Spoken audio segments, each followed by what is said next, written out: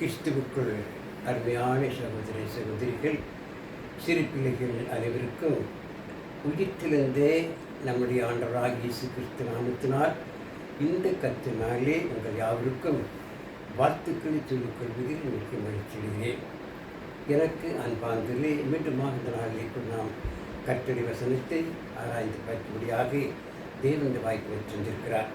ஆக இந்த நாளில் கூட நாம் கர்த்தருடைய வசனத்தை ஆராய்ந்து பார்க்க என்பதாக ஒரு பாடலோடு குழந்தை செய்வோம். நாம் தொடர்ந்து கர்த்தருடைய வசனத்தை ஆராய்ந்து பார்க்கலாம். நம்முடைய பாடல் புத்தகத்தில் 206வது பாடலை பாடுவோம். நான் பிரமித்து நின்று பேருந்தின் பிரவாகத்தை நோக்கி பார்த்த பாடலை பாடுவோம். நான் பிரமித்து நின்று பேரன்பின் பிரவாகத்தை நோக்கி பார்த்தேன். என் உள்ளத்தில் மெய் சமாதானம் சம்பூரணமாயடைந்தேன். மாதுய உதிரத்தால் என் பாவம் நீங்க கண்டீர். என் இயேசுவின் ரட்சிப்பினால் நான் ஆறுதல் கண்டடைந்தேன். முன்னாளில் வாருதல் காண ஓயாமல் பிரயாசப்பட்டேன். வீண் முயற்சி நீங்கின போதும் எண்ணி பெறருள் பெற்றேன். மாதுய உதிரத்தால் என் பாவம் நீங்க கண்டீர். என் இயேசுவின் ரட்சிப்பினால் நான் ஆறுதல் கண்டடைந்தேன். தம் கிருபை என் மீது வைத்து தம் ரட்சிப்பை வழங்கினார். நான் அவரின் வார்த்தைக்கிணங்க நல்மீட்பையே அருளினார்.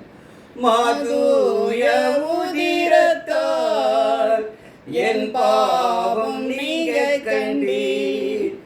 என் இயேசுவின் ரட்சிப்பினால் நான் ஆறுதல் கண்டடைந்தேன்.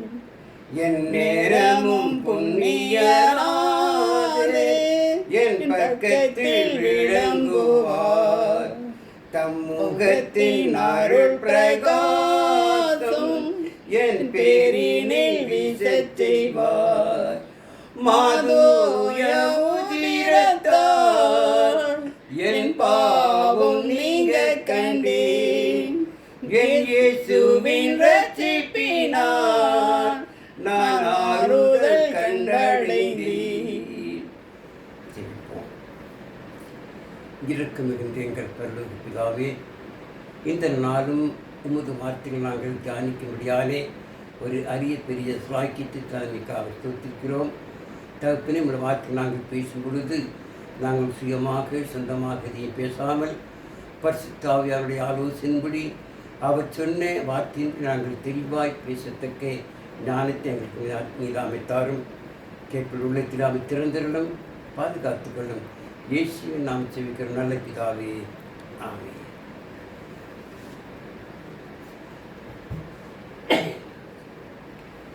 எனக்கு அருமையான சகோதர சகோதரிகளே, இந்த அருமையான கருத்தினாலே நாம் தேவனுடைய வசனங்களை தியானிக்கும்படியான ஒரு அருமையான வாய்ப்பை நாம் பெற்றிருக்கிறோம். எனக்கு அன்பார்ந்த ஆண்டவராகிய இயேசு கிறிஸ்து ஊழியம் செய்த காலத்தில் தேவனுடைய வசனங்களை அநேக மக்களுக்கு தெளிவாக ஏற்படுத்தி வந்தார். அப்படி போதிக்கும் சமயங்களில் பரலோகத்தின் சத்தியத்தை உலக மக்களாக நாம் தெளிவாக புரிந்து கொள்ள வேண்டும் என்பதற்காக உலக நடைமுறைகளில் உலக கதைகள் செல்லை செய்தார், அவர் போதித்தார். அப்படி பரலோகத்தின் சத்தியங்களை உலக கதைகளோடு பேசுகின்ற அந்த காலகட்டத்தில் தான் அவர் ஊமைகளை சொன்னார். அந்த ஊமை என்பது நாம் புரிந்து கொள்ளக்கூடிய அளவிலே ஒரு தெளிவான உலக நடைமுறை வைத்து உலக கதைகளை வைத்து என்ன செய்தார், நமக்கு பிரசங்கித்தார். அதற்கு பேதல் ஊமை. அப்படி ஆண்டவராகிய இயேசு கிறிஸ்து ஜனங்களுக்கு சத்தியத்தை போதிக்கும் காலகட்டத்தில் அவர் சொன்ன உண்மைகளில் ஒன்றை நாம் இந்த நாளில் ஆராய்ந்து பார்க்கலாம். நீர் உண்மைகளை அவர் சொன்னார். அதில் விசேஷமாக ஒரு உண்மை லூக்காவின் சுவிசேஷம் 10ஆம் அதிகாரம் 30-37 வாசித்தால் நல்ல சமாரியன் என்ற கதை அந்த உண்மையாக சொல்லப்படுகிறது. எனக்கு அன்பான நல்ல சமாரியன் சொன்னார். கிறிஸ்துவுக்குள் இருக்கிற கிறிஸ்துவாயிருக்க எல்லாருக்கும் அதை தெரிந்த ஒரு அருமையான உண்மை. சிறு பிள்ளைகள் கூட சண்டே ஸ்கூலில் படிக்கும் பொழுது, ஓய்வு நாள் பள்ளியில் படிக்கும் பொழுது செய்தார்கள். அதை அவர்கள் கேட்டிருப்பார்கள். அவர்களுக்கெல்லாம் தெரியும். நல்ல சமாரியன் சொன்னார். அந்த சமாரியா நாட்டிலே அவன் வாழ்ந்திருக்கிறான். அவனுடைய பெயர் நல்ல சமாரியன் அல்ல. அவன் அந்த நாட்டிலே வாழ்ந்ததினால், அந்த நாட்டிலே ஜீவித்தினால் அவனுக்கு நல்ல சமாரியன் பெயர். சமாரி என்பது ஒரு தேசத்தின் பெயர், ஒரு நாட்டின் பெயர். ஆகவேதான் சமாரியா நாட்டிலே அவன் நல்லவனாக இருந்ததினால் அவனை நல்ல சமாரியன் என்று வேதாகமத்திலே நாம் பார்க்கிறோம். பாருங்கள், இந்த நல்ல சமாரியனுடைய இந்த ஊமையை பார்ப்பதற்கு முன்பதாக இந்த சமாரிய நாட்டை குறித்து நிச்சயம் நாம் கொஞ்சம் அறிந்து கொள்ளலாம். பாருங்கள், பழைய பாட்டின் காலத்திலே இயேசு கிறிஸ்துவானவர் பிறப்பதற்கு முன்பதாக கிமு 931ஆம் வருடத்திலே இஸ்ரவேல் ஜனங்கள் 12 கோத்திரமாக இருந்தார்கள். அந்த 12 கோத்திரத்திலே சாலமோன் மகன் ரெகொபெயாம் ராஜ்யபாரம் செய்த காலத்தில் அந்த 12 கோத்திரங்கள் 2ஆக பிரிக்கப்பட்டது. 2 கோத்திரங்கள் தெற்கு பகுதியிலும் மற்ற 10 கோத்திரங்கள் வடக்கு பகுதியிலுமாக பிரிக்கப்பட்டது. அந்த 2 கோத்திரம் தெற்கு பகுதியில் இருந்த கோத்திரத்திற்கு தான் சாலமோன் மகன் ரெகொபெயாம் ராஜாவாக இருந்தார். அவர்கள் மோசேயின் பிரமாணத்தின்படி, நியாய பிரமாணத்தின்படி வாழ்ந்து கொண்டு வந்தார்கள். ஆனால் இந்த வடக்கு பக்கத்தில் இருந்ததான அந்த 10 கோத்திரங்களுக்கு பெயர் இஸ்ரேல் என்று சொல்வார்கள். அந்த இஸ்ரேல் நாட்டிலே அந்த 10 கோத்திரங்கள் நினைத்தார்கள். தேவனுக்கு பிரியமில்லாமல், தேவன் நேசிக்காமல், தேவனோடு அன்பு கொள்ளாமல், நியாய பிரமாணத்துக்கு புறம்பாக நினைத்தார்கள். அவர்கள் வாழ்ந்தார்கள். என்ன செய்தார்கள் என்றால், அவர்கள் 2 பொன் கன்று குட்டியை செய்து அது என்ன செய்தார்கள், வழிபட்டு கொண்டு. இதனால் தெற்கு பக்கத்தில் இருந்த யூதருக்கும் சமாரியாவுக்கு என்ன இல்லை, 2 ஜனங்களுக்கும் என்ன இல்லை, ஒரு ஒற்றுமையில்லாமல் இருந்தது. யூதர்கள் சமாரியா நாட்டிலே வாழ்ந்தார்கள் என்றால், அந்த சமாரியா நாட்டிலே தான் இந்த 10 கோத்திரங்கள் சமாரியா நாட்டை தலைநகரமாக வைத்து அவர்களுக்கு பொதுவாக அவர்கள் யூதருக்கு விரோதமான மக்களாக வாழ்ந்தார்கள். யூதர்கள் அந்த 2 கோத்திரத்திற்கு தலைநகரமாக எருசலேமை வைத்தார்கள். எருசலேமில் இருக்கக்கூடிய அந்த 10 கோத்திரங்கள் பிரிந்து போய் சமாரியாவை தலைநகரமாக வைத்து அவர்கள் வாழ்ந்து வந்தார்கள். அப்பொழுதிருந்தே யூதர்களுக்கும் சமாரிய நாட்டிலே வாழ்ந்தவர்களுக்கு என்ன ஒற்றுமை கிடையாது. யூதர்களுக்கு சமாரிய நாட்டு மக்களை பார்த்தால் வெறுப்பாக இருக்கும். ஆக அவர்கள் தீண்டத்தகாதவர்களாக நினைத்தார்கள். யூதர்கள் பார்த்து கொண்டு வந்தார்கள். இது கிட்டத்தட்ட 1000 ஆண்டுகளாக அப்படியே தான் இருந்தது. பாருங்கள், அந்த சமாரியாவிலே வாழ்ந்து அந்த 10 கோத்திரங்கள் இன்றைக்கு அந்த நாட்டில் என்ன செய்தார்கள், இஸ்லாமியர்கள் வாழ்வதாக நாம் கேள்விப்படுவோம். என் கண்பாந்திலே இந்த ஜனங்கள், இந்த சமாரியாவில் இருக்கிற மக்கள் யூதர்களுக்கு விரோதமானவர்களாக, யூதர்கள் விருக்கத்தக்கதான மக்களாக இருந்தார்கள் என்பதற்கு ஒரு அருமையான உதாரணத்தை இஸ்லாம் பார்க்கலாம். பாருங்கள், யோவான் சுவிசேஷம் 4ஆம் அதிகாரத்தில்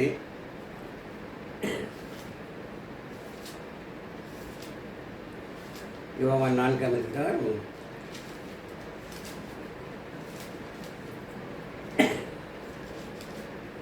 8-9 வசனங்களை வாசித்து பாருங்கள். அப்பொழுது சமாரியா நாட்டாளாகிய ஒரு ஸ்திரீ தண்ணீர் மொள்ள வந்தார். இயேசு அவளை நோக்கி, தாகத்துக்கு தா என்றார்.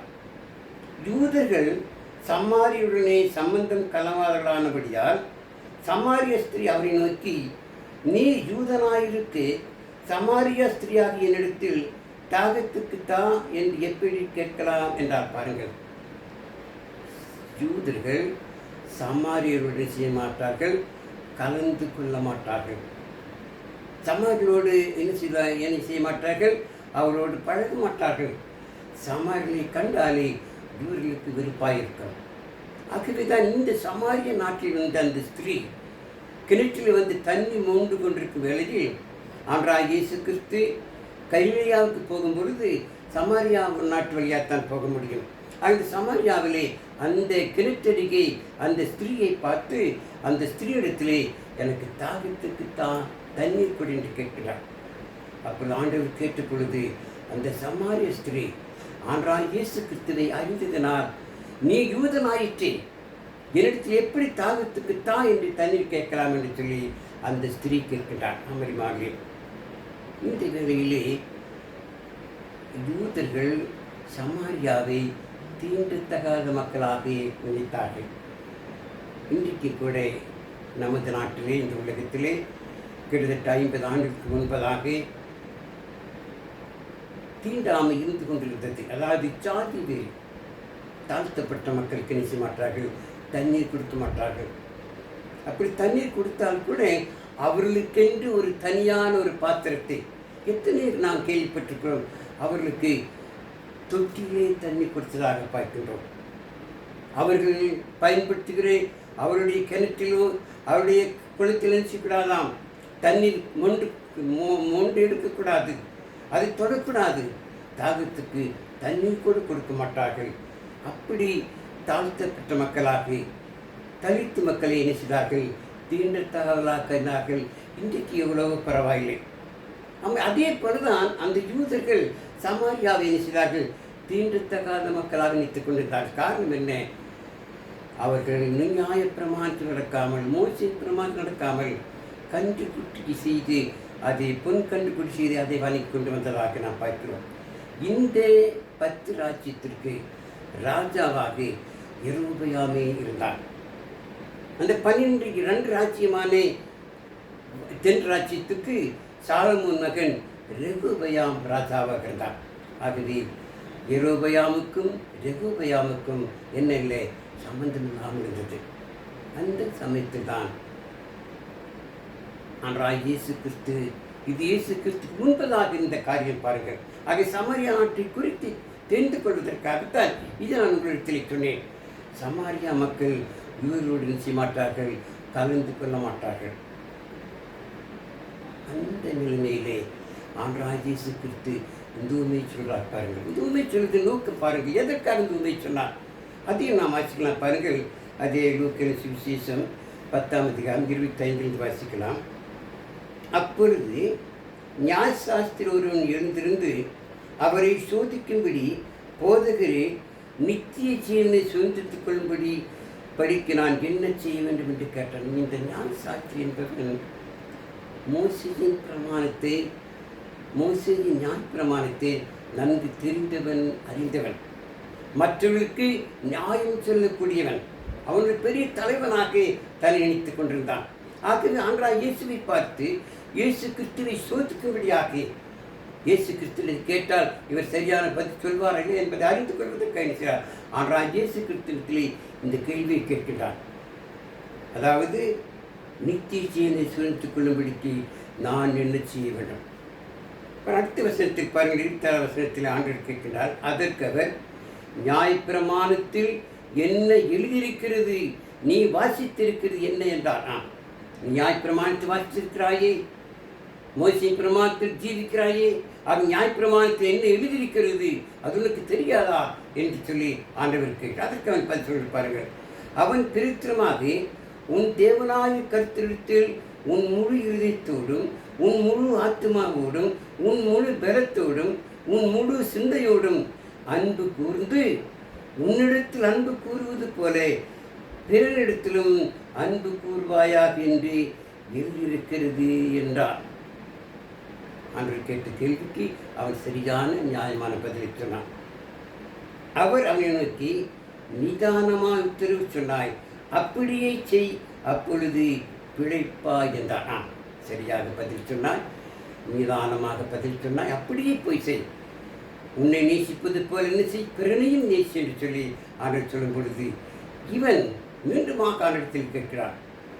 இவனுக்கு பிறன் ஒருவனும் இல்லை, நான் தான் சிறந்தவன், நான் தான் பெரியவன், எனக்கு பிற யார் இருப்பார்கள், நான் தான் நீதிமான் என்று தன்னை நீதிமான் நினைத்துக் கொண்டு மீண்டுமாக ஆண்டத்தில் பாருங்கள், வாசிக்கலாம். அவன் தன்னை நீதிமான் என்று காண்பிக்க மனதாய் இயேசுவை நோக்கி எனக்கு பிறன் யார் என்று கேட்டான். பாருங்கள், அவன் தன்னையே பெருமையாக நினைத்துக் கொண்டான், அவன் தான் நீதிமான் என்று சொல்லி. அதனால்தான் எனக்கு பிறன் யார், இந்த கேள்விக்கு பதிலாகத்தான் ஆண்டவராகிய இயேசு கிறிஸ்து அழகானே இந்த உண்மையை சொல்கிறார். அவன் புரிந்து கொள்ள வேண்டும், அவன் தெரிந்து கொள்ள வேண்டும். பாருங்கள், அதாவது பரலோகத்தின் சத்தியத்தை உலக மக்கள் நன்கு தெரிந்து கொள்ள வேண்டும், அறிந்து கொள்ள வேண்டும், புரிந்து கொள்ள என்பதற்காகத்தான் இந்த உண்மையை ஆண்டவர் சொன்னார். அந்த உண்மையை குறித்து பார்க்கலாம். பாருங்கள், இயேசு பிரித்திரமாக ஒரு மனுஷன் எருசலேமிலிருந்து எரிகோவுக்கு போகையில் கள்ளர் கையில் அகப்பட்டான். அவர்கள் அவன் வஸ்திரங்களை உரிந்து கொண்டு அவனை காயப்படுத்தி குற்றிராக விட்டு போனார்களாம். எருசலேமிலிருந்து எரிகோவுக்கு ஒரு மனுஷன் போகிறான். அவன் எருசலேமுக்கு எதற்கு வந்திருப்பான்? எரிகோவிலிருந்து எருசலேமுக்கு வந்தான்னு சொன்னால், ஒருவேளை இந்த இடத்துல பார்க்கும் பொழுது அவன் ஒரு யூதனாக இருந்திருக்க முடியும். எருசலேமில் வந்து தேவனை தொழுது கொண்டு சிகான் எரிகோவுக்கு புறப்பட்டு போகிறான். ஆக யூதர்கள் அன்றைக்கெல்லாம் எருசலேம் வந்துதான் தேவனை தொழுது கொள்ள முடியும். இன்றைக்கு போகிறார்கள், இன்றைக்கு எங்கும் தேவனை தொழுகிறாராம்.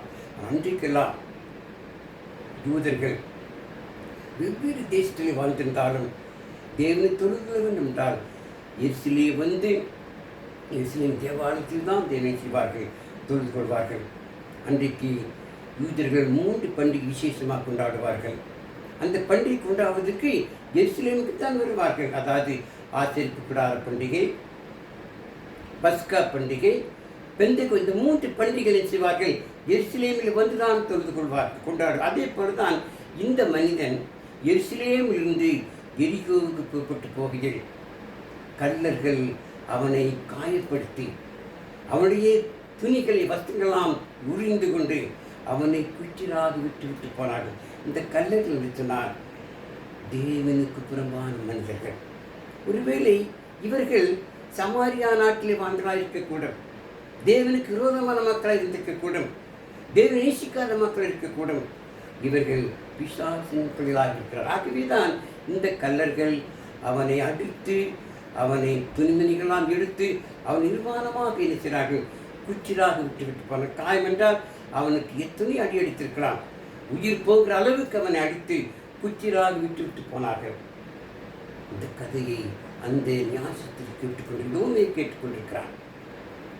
அதற்கு பிறகு பாருங்கள், அப்பொழுது தற்செயலாக ஒரு ஆசாரியன் அந்த வழியை வந்து அவனை கண்டு பக்கமாய் விலகி போனான். பாருங்கள், தற்செயலாக ஒரு ஆசாரியன் என்றால் நமக்கு தெரியும், அதாவது தேவாலயத்தில் போய் அங்குள்ள மக்களுக்கு முன்பதாக தூபம் காட்டுவது, அவர்களுக்கு நியாயப்பிரமாணத்தை குறித்து போதிப்பது, இப்படி செய்யக்கூடியவன் ஆசாரியன்.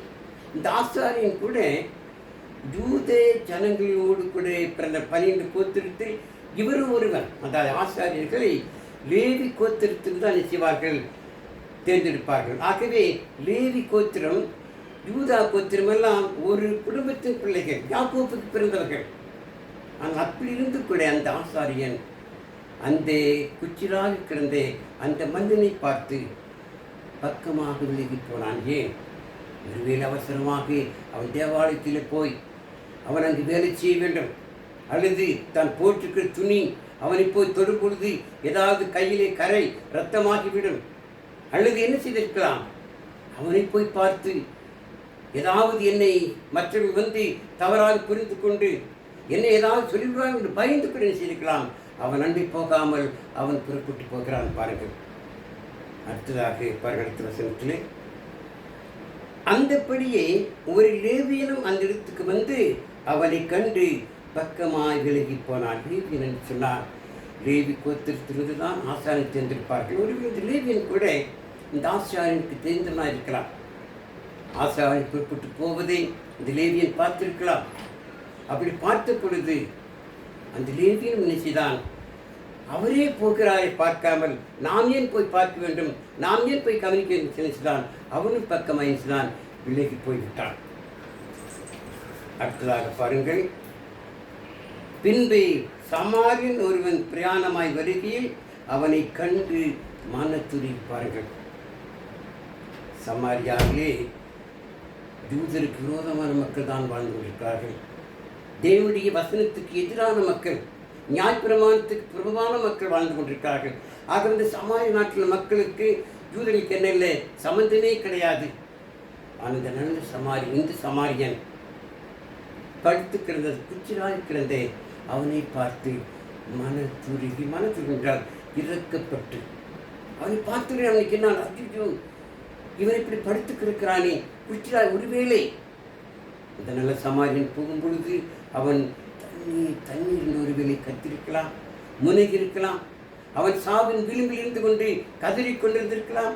ஆகவேதான் அந்த நல்ல சமாரியன் அவனை பார்த்து, அவன் குச்சிராக கிடைப்பதை பார்த்து மனத்துருகி அவன் அண்டி போகிறான். பாருங்கள், இந்த விதத்திலே பாருங்கள், நம்ம கூட வழியிலே போகின்றோம், பஸ்ஸிலே போகின்றோம், ரூட்டிலே போகின்றோம். ஏதாவது ஒருவன் ஆக்சிடென்ட் ஆகி அவன் படுத்து கொண்டிருந்தால் என்ன செய்ய மாட்டோம், திடீரென்று அவனிடத்தில் போய் பார்க்க மாட்டோம். ஏனென்றால் அப்படி போய் பார்த்து நாம் ஏதாவது பதில் சொல்ல வேண்டும், நம்ம யாராவது கேட்பார்கள், ஆனால் இணைச்சி மாற்றங்கள் பார்க்க மாட்டார்கள். ஒரு சிலர் என்ன செய்வார்கள், போய் பார்த்து உதவி செய்வார்கள், இந்த சமாரியனை போல. ஆகவே இந்த சமாரியன் அப்படி போய் பக்கத்திலே பார்த்து சிலர் பகடுத்த வசனத்திலே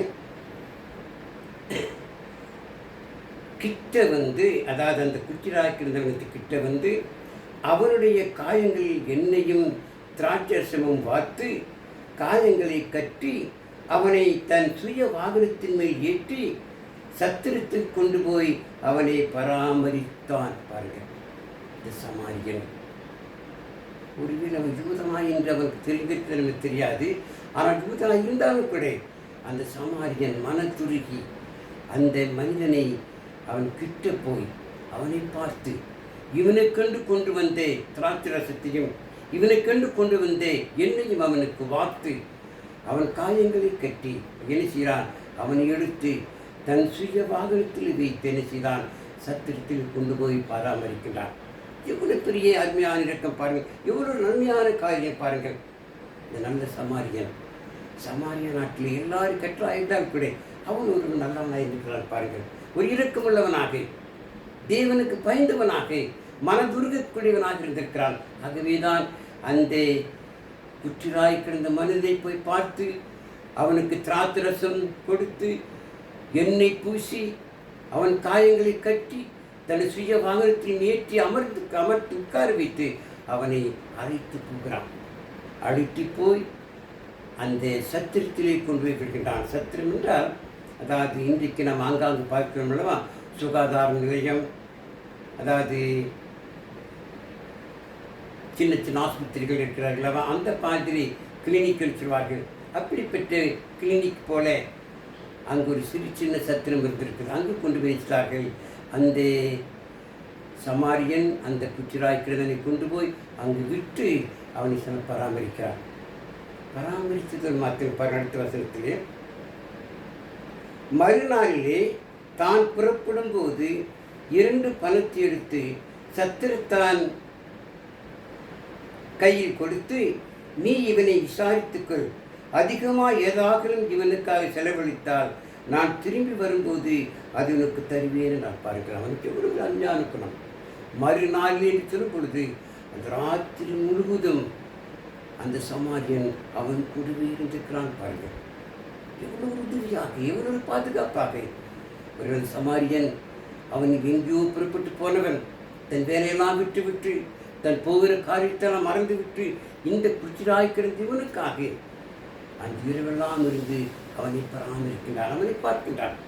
ஏதாவது உயிர் போய்விடுமோ, அவன் ஏதாவது மறித்து போய்விடுவானோ, ஐயோ நல்லா இருக்கிறானா, மூச்சு விடுகிறானா இல்லை என்பதை பக்கத்திலிருந்தே கவனித்து கொண்டு என்ன செய்கிறான். மறுநாளே அவன் நல்லா இருப்பதை பார்த்து, உயிரோடு இருப்பதை பார்த்து அந்த சத்திரத்தான் கையிலே 2 பணத்தை, 2 பணம் என்று சொல்லும் பொழுது அந்த காலத்தில் ஒருவேளை அது அதிகமாக இருக்கலாம்.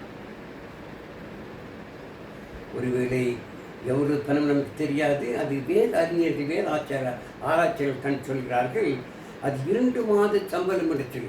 2 மாத சம்பளம் எடுத்தால் அதிகமாக இருக்கும்.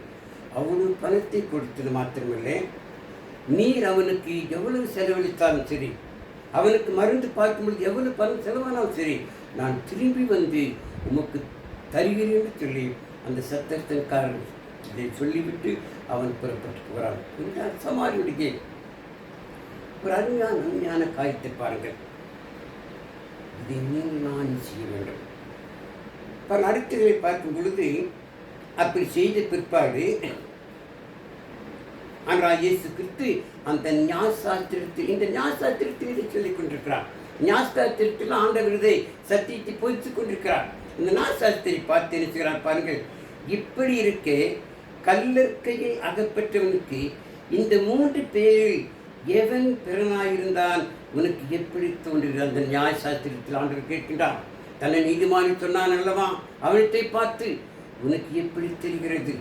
இந்த கல்லற்கையில் அகப்பட்டவனை 3 பேர் பார்த்தார்கள். அந்த 3 பேரில் யார் பிறன் என்று சொல்லி உனக்கு தெரியும் என்று கேட்ட பொழுது அப்பொழுது நியாயசாஸ்திரன் அவனுக்கு இரக்கம் காட்டினான், அவனுக்கு உதவி செய்தவன். ஆம், அது பார்த்தீங்க. அப்பொழுது ஆண்டவர் சொன்னார் பாருங்கள்,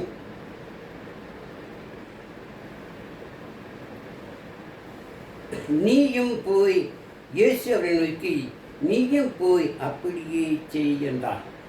உன்னை நீ பெரியவனை நினைத்துக் கொண்டிருக்கிறாய் அல்லவா, உனக்கு பிறன் யாரை நினைக்கிறாய் அல்லவா, நீயும் போய் அப்படியே செய், நன்மை செய். யாக்கோப்பு 4ஆம் அதிகாரம் 17ஆம் வசனத்தை வாசிக்கும் பொழுது, ஆதலால் ஒரு நன்மை செய்ய அறிந்திருந்தும் அதை செய்யாமல் போனால் அது அவனுக்கு பாவமாக இருக்கவே. அது நன்மை செய்ய வேண்டும், நீயும் போய் எப்படி செய்.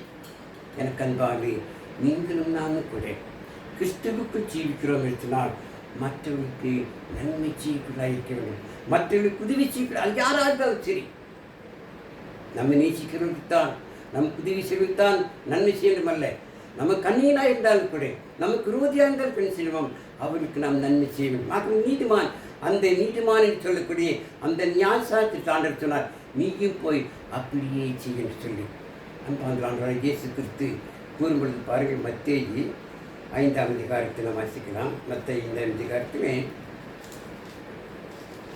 இப்படியாக ஆண்டு கூறிப்பார்கள்,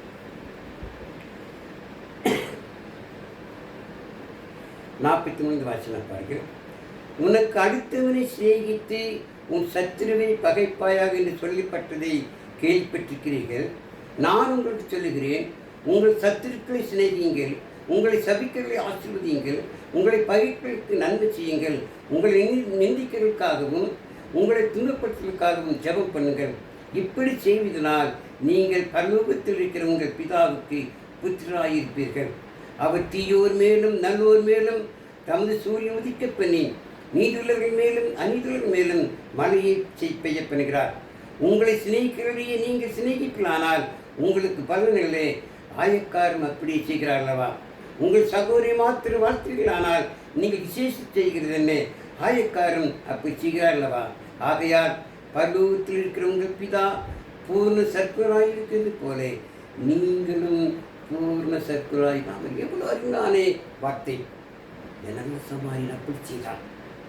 யூதன் தனக்கு விரோதமாயிருந்தவன், நம்மை தீண்டாதவன் என்று சொல்லிக் கொண்டிருப்பவன் என்று சொல்லி அந்த சாமாரியன் நினைக்கவில்லை. சமாரியனுக்கு யூதன் பகைவனாயிருந்தாலும் கூட, விரோதியாக இருந்தாலும் கூட அவனுக்கு உதவி செய்தான். பழத்தை போல நீங்களும் நானும் செய்ய வேண்டும்.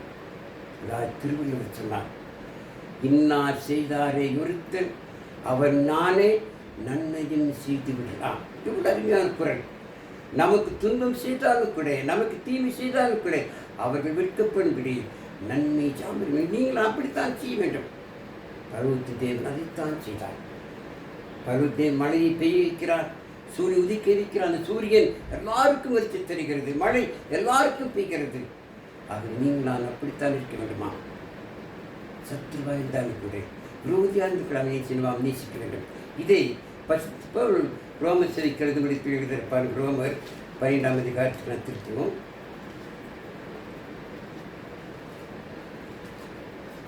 வருகிறோம்.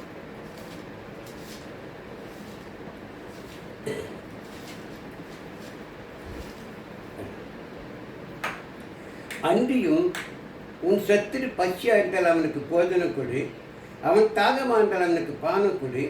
நீ இப்படி செய்வதனால் அக்னி திரளை அவன் தந்தை மேல் குவிப்பாய்.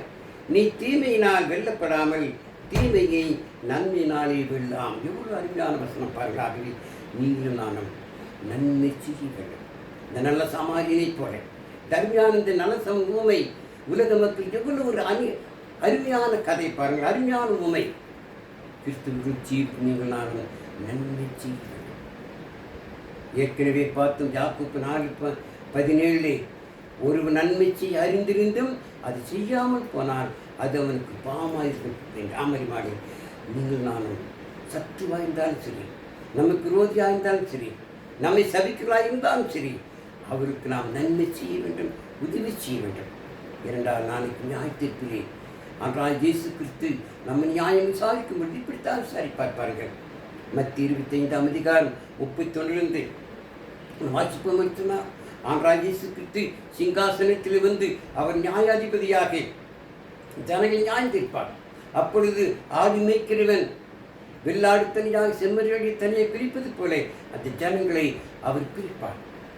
அவருக்கு பிரியமான மக்களை, அவரை நேசிக்கிற மக்களை வலது பக்கத்திலும், அவருக்கு பிரியமில்லாத மக்களை இடது பக்கத்தில் வாரார்.